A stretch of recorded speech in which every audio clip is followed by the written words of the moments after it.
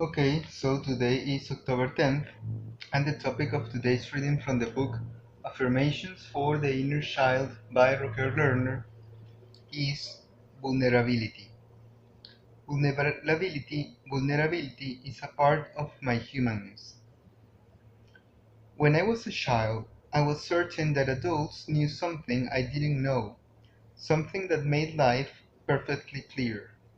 I thought that adults were in control of this secret, and that when I grew up, this secret would also be revealed to me. I couldn't wait to grow up and learn this secret. Yet, when I became an adult, I still felt as confused and vulnerable as I did when I was a child. What was this secret that no one would tell me? Now I know the secret. Grown-ups are often as scared and vulnerable and in need of help as children. We don't know everything. We are not always in control, and that's okay. Today I will share this simple truth with others to dispel their despair. Vulnerability knows no age limit. It is a part of our humanness. So well, yes, that is the reading of today, which is inviting us, as we have said before, to acknowledge the fact that we don't know everything in life, and that is a good thing. Does that make us vulnerable? Would be the question. Vulnerable to what? Or to who? To whomever knows more? Acknowledging vulnerability as a negative thing, it might be a little bit dangerous because we're saying that somebody wants to hurt us when we have said that nothing can hurt us. Well, at least emotionally or mentally, right? Of course, people can be hurt physically, but what comes from mental or emotional uh, scars or hurts, right, or pains, comes from the fact that we don't want to accept knowledge, right, or that we don't want to change our ways.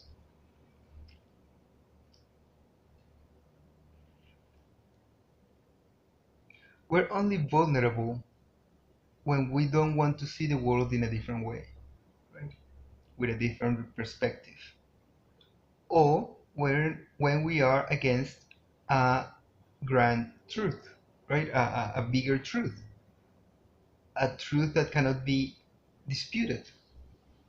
We might believe the other way around, the other way, but that way might be difficult, might be a lie, and that lie is what hurts us.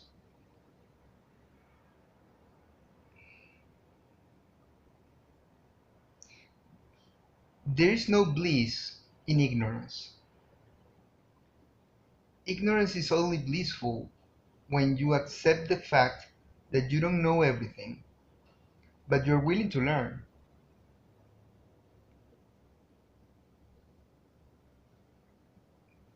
When you always want to be ignorant all the time and not wanting to learn things, you will have problems in life. It might be difficult to some extent. Of course, learning in a not in the in an academic not in an academic environment, right? I'm meaning learning in a real life experiences environment, right? Improving yourself, right?